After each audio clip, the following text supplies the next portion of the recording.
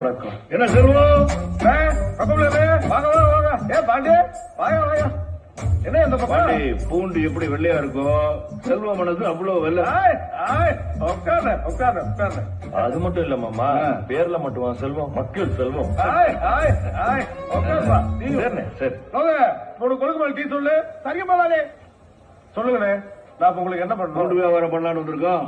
பூண்டு வியாபாரம் அருமையான தொழில்.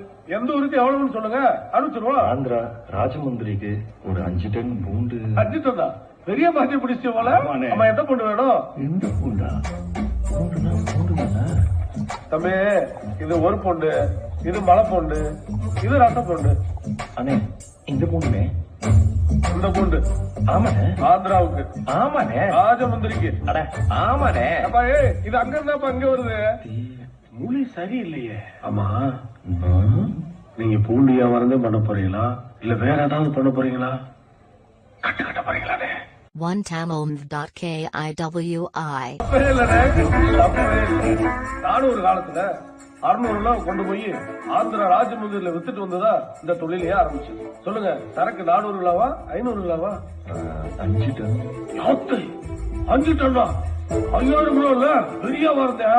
ஆனா மாட்டீங்க லோகம் தப்புச்சிங்க சொர்க்க லோகம் தானே. அதெல்லாம் சரி பூண்டெல்லாம் தார எந்த லாரில எடுத்து போவீங்க? அட என்னப்பா சோறு போட்ட செல்வம் குழம்பு ஊத்த மாட்டாரா? உங்க லாரி எடுத்துக்கியா?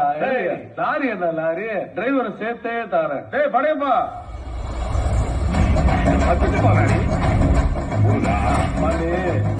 இதன் ஜோதிடத்துல புலி பஞ்சாங்கம் பார்த்து லாரி எடுத்தியா வண்டி பறக்கவே ஆகாது.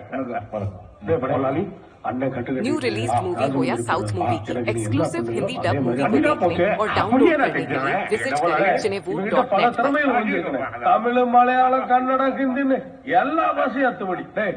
கேரளா போலீஸ் மாட்டேன் என்னடா பண்ணுவேன்? இப்ப பாருங்க போலானே சாரே லாரிக்குள்ள பூண்டு மட்டும் விட்டு சாரே அந்தரக்குள்ள வட்டி போகணும் சாரே சாய குடிச்சோ అదే తెలుగులో ఏముంటి லாரிக்குள்ள பூண்டு மட்டும் விட்டட்டி ஆமுட்டி ஜருகட்டி ஜருகட்டி போடுட்டி పంజాబ్ பல்லே பல்லே பல்லே பல்லே பல்லே லாரிக்குள்ள பூண்ட தவற ஓட்டி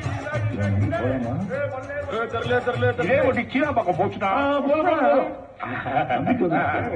இப்படி திரும்ப வந்து எப்படி சம்பளம் கொடுக்கலாம்? ஐயோ நான் ஒன்றும் பணத்துக்காக வர சொல்றேன் என் முதலாளி ஒரு பாசத்துக்காக